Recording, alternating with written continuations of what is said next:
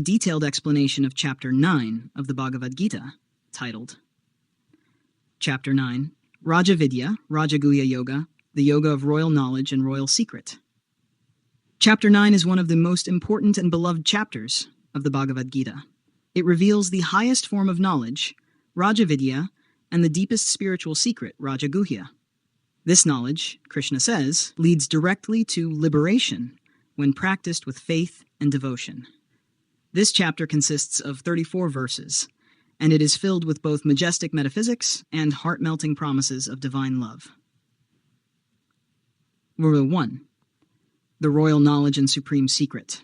Krishna begins by declaring, "I shall now declare to you, Arjuna, the most secret knowledge, the king of sciences and the king of secrets." 9.1.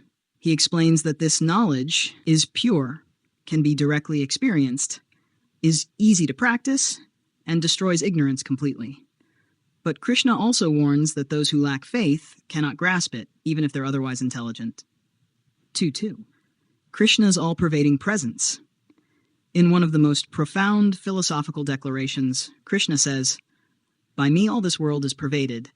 All beings rest in me, but I do not rest in them." This is a key Vedantic concept, then. God is immanent, present within everything, and also transcendent, beyond everything. He elaborates, though he supports all of creation, he remains unattached. Creation is like wind resting in space. Everything exists in him, but he is untouched. 3. The cosmic cycle of creation. Krishna reveals that, at the end of a cosmic cycle, kalpa, all beings return into his nature. At the beginning of a new cycle, he recreates them. This happens automatically through his prakriti, nature, under divine supervision. Yet he remains unbound by action. Even though he is the cause of all, he remains a silent witness, beyond karma. Now 4. Human ignorance and divine delusion. Krishna points out a tragedy of human life. Fools deride me when I descend in human form, not knowing my higher reality as the Lord of all beings. 9-11. People who are deluded by ego and desire fail to recognize the divinity in human form. This is a reference to Krishna's own incarnation, Avatara. Those who worship only for selfish gain remain bound by the cycle of birth and death. 5. The nature of devotion. Now comes the heart of the chapter. Krishna begins to glorify devotion as the highest spiritual path. But those who worship me with love, they are in me and I am in them. 9.29. He declares, he treats all beings equally. He has no favorites.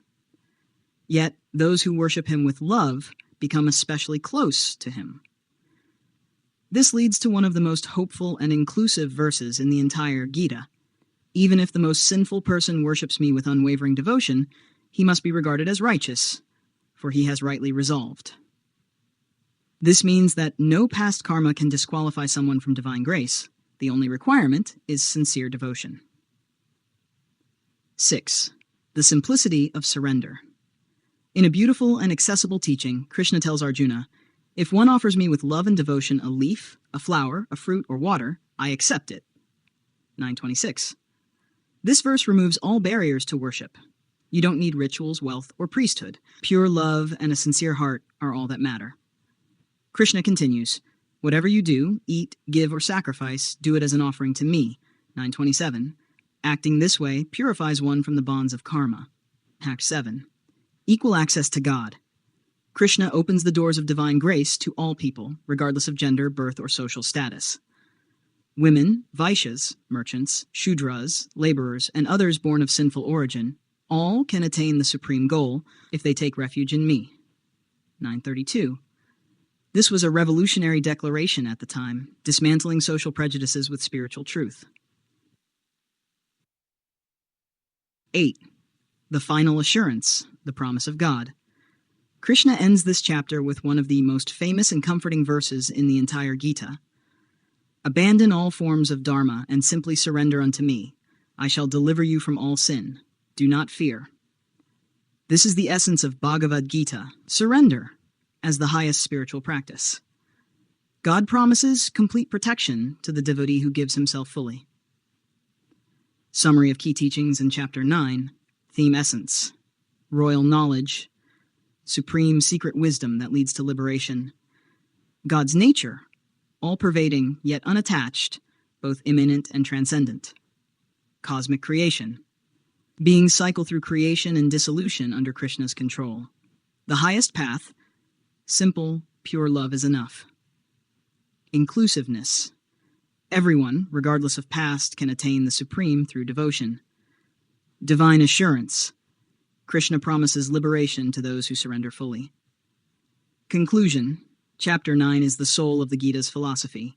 It combines profound metaphysics with a loving personal God.